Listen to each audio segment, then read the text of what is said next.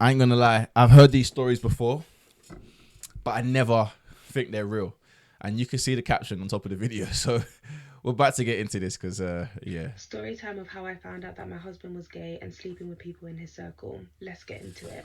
So one day I come home and I go Wow. into our bedroom and I see my husband naked in bed with another man. And I recognize this man that he's with because Wait. Wait. Sorry, I'm gonna pull that back. I gotta pull I that go back. into our bedroom and I see my husband naked in bed with another man. And I recognize this man that he's with because it's someone who works for my husband. I'm distraught. I'm in shock. I cannot put into any type of word how I was feeling in She's that very pretty moment. as well. The next day, I get a surprise visit from one of the wives in our social circle, and she says to me, I heard you found out about your husband's little secret. Welcome to the club. She then tells me that I shouldn't waste my tears on these men and instead she will teach me how to thrive. She then explains that 11 years and 3 kids into the marriage, she found out that her husband was gay, exactly the same situation as me. And instead of divorcing him and losing out on his wealth for her and the kids, she decided to stay and be strategic. And when she says strategic, she means like getting him to send her apology money, purchasing houses with his money and putting them in her name. And she basically says that she's created this unofficial support group for wives in similar situations because ultimately it seems like all these husbands in this social circle are basically having sexy time with each other. And she offers to take me under.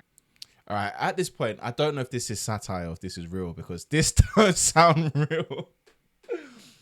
But I have heard stories like this. You hear these stories online and YouTube videos and different scenarios where, like, you get in debates with people and they tell you about, yeah, like some husbands are on the low doing madnesses with other men and the wives just put up with it. I have heard these kind of stories, but this don't sound. Maybe it's because of the way she's presenting it, but it sounds like satire. Like she's not being real. But I don't know. Let's continue. Her wing. So, what do I do next? I stay with my husband, I take her advice, and on top of that, I make sure that the man that he was sleeping with, that I find him a girlfriend that ends up being his wife. Because in my eyes, that's a way to protect my husband, to make sure that no one has any inclination that he might be gay. Fast forward, that same woman that I set up with that man, she obviously finds out that her husband is gay. And what does she do? She comes to me crying. And what do I tell her? I tell her, just as that woman told me, to not waste her tears on these men. And instead, I teach her how to thrive. Not my story. Go read this book.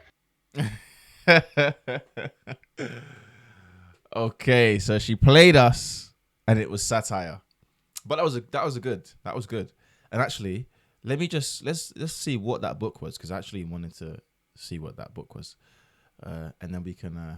I'm a bit annoyed though because I was kind of hoping that there was gonna be that story was real because and the reason I want that story to be real is because I've heard that story like Story time of how I I've teach her heard how that to story thrive.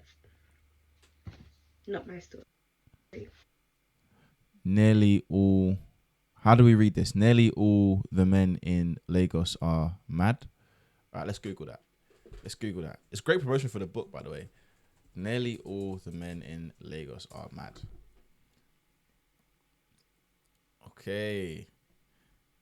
Okay.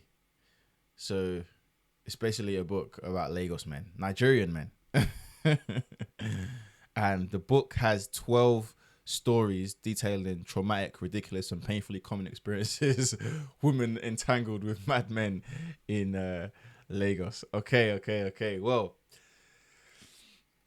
I did think the video was satire, but it was funny. And actually, this leads to a wider conversation about some of situations like that because I do think that there are some scenarios and there's so many stories that I've heard of like men who are on the low, homosexuals, but they date women to hide it.